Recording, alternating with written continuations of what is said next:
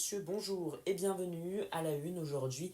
Une triste semaine pour les clubs français en Coupe d'Europe, en football, l'annonce du tracé du Tour de France 2026 et une polémique chez les Bleus en athlétisme. Mais avant de débuter, un petit mot de notre partenaire, aujourd'hui myfuturegift.com.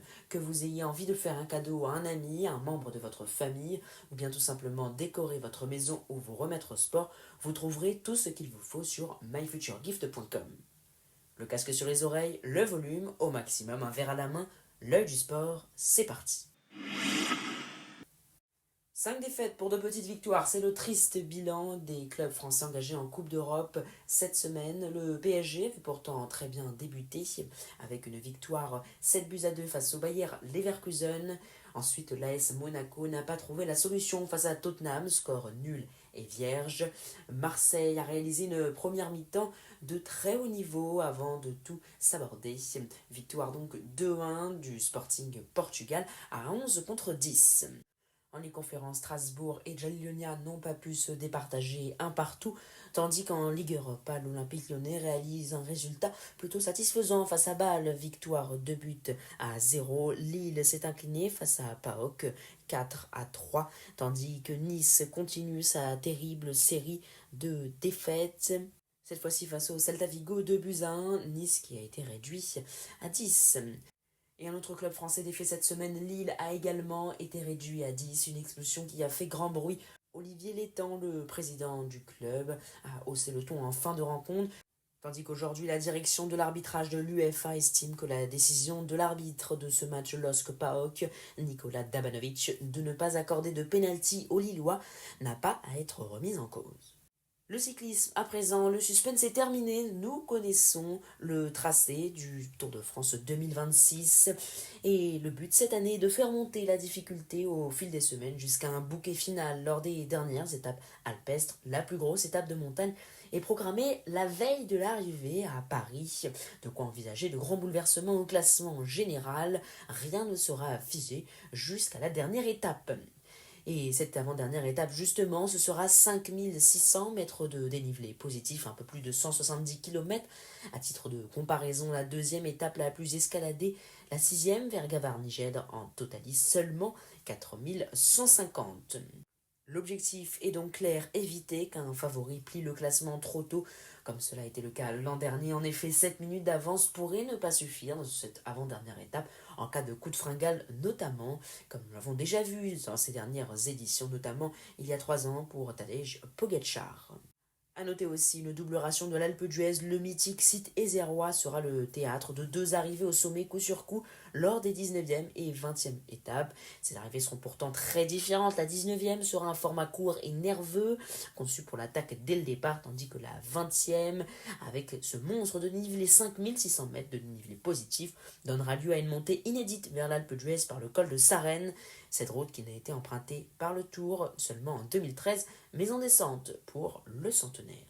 Et la troisième information à retenir, c'est que la Butte Montmartre est pour la deuxième année au programme de ce Tour de France. Rappelons l'an passé que Wout van Aert s'était imposé. Il est le seul à avoir déposé en montée le champion du monde, le champion d'Europe, quadruple vainqueur du Tour, Tadej Pogačar. Une bien triste nouvelle en cyclisme puisque Kevin Bonaldo, le cycliste italien de 25 ans, est mort ce vendredi matin à l'hôpital San Bartolo de Vicenza, victime d'un malaise cardiaque survenu le 21 septembre à la fin de la Piccola San Remo à Sovizzo. Il avait été hospitalisé dans un état critique et maintenu en soins intensifs pendant un mois. C'est ce qu'annonce son frère ainsi que son équipe, le SC Padovani Polo Cheribank. En tennis, forfait pour le tournoi de Vienne cette semaine, Stefanos Tsitsipas ne jouera pas non plus le Rolex Paris Master 2025. Il y a une semaine, le grec qui souffre du dos avait pris part à une très lucrative exhibition en Arabie Saoudite. L'athlétisme, à présent, une polémique champion de France du 100 mètres et du 200 mètres à plusieurs reprises entre 2019 et 2023. Mohamedou Fall a annoncé jeudi qu'il allait rejoindre les Shield Games, compétition autorisant le recours aux produits dopants, est prévue pour mai 2026. Le français est actuellement suspendu pour manquement à ses obligations de localisation.